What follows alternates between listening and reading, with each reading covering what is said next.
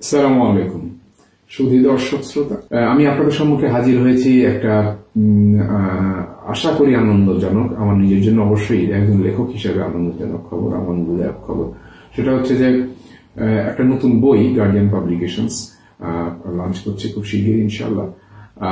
সেটা হচ্ছে মুসলিম উম্মার পতন ও উত্তরণের পথ।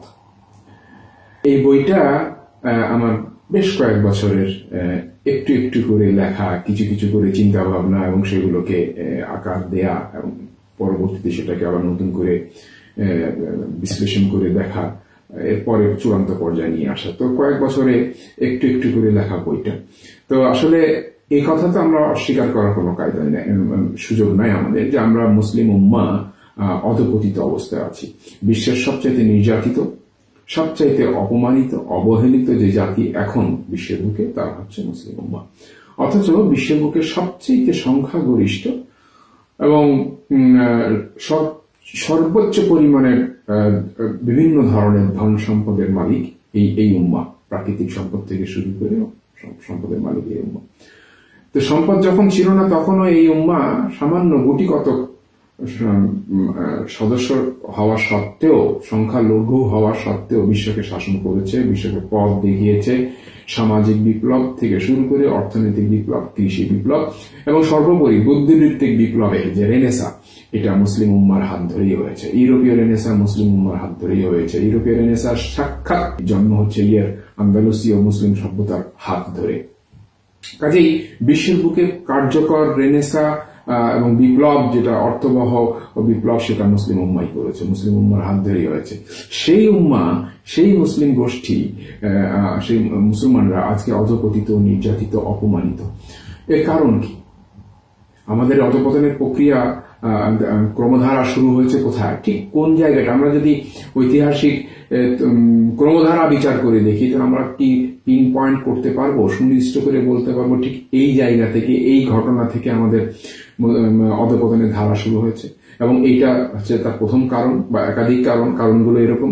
এবং এর পরিপ্রেক্ষিতে তার ক্রমধারায় পরবর্তী যে একের পর এক বিপর্যয়গুলো এসছে, উত্থান পতন এসছে, এই বিশ্লেষণগুলো, এই অনুসন্ধানগুলো খুঁজে খুঁজে, এই কারণগুলো খুঁজে খুঁজে বের করে এবং সেগুলোকে নথিবদ্ধ করা, কলমে কালির আঁচড়ে সেটাকে নিয়ে আসা, বইয়ের পাতায় সেগুলোকে তুলে ধরার প্রচেষ্টা হচ্ছে মুসলিম উম্মার অধঃপতন ও উত্তরণের পথ।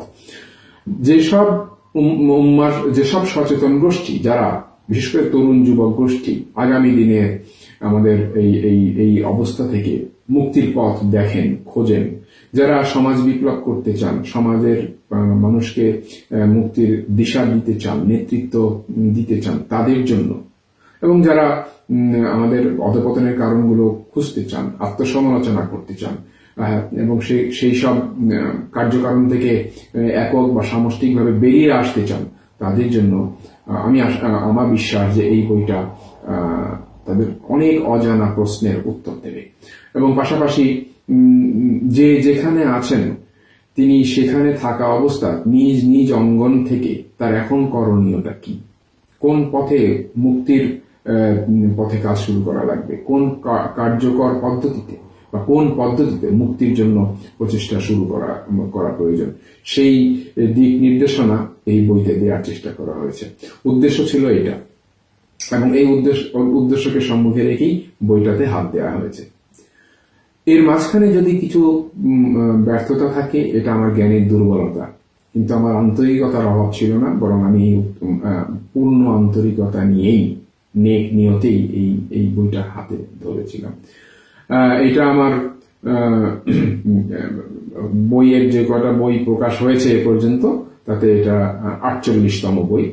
আমি আশা করি যে কিছু পাঠক আমার, যারা এই বইতে চিন্তার খোরাক পাবেন, এবং একই সাথে আপনাদেরকে এই কথাও অনুরোধ করে রাখি, আপনাদের কাছে সবিনয় নিবেদন করে রাখি, এই বই পড়ার পরে আপনাদের যদি কোনো পরামর্শ থাকে, সমালোচনা থাকে, দয়া করে আমাকে, আজকাল তো সোশ্যাল মিডিয়ার যুগ, বিভিন্নভাবে জানানো যায়, দয়া করে আমাকে জানাবেন।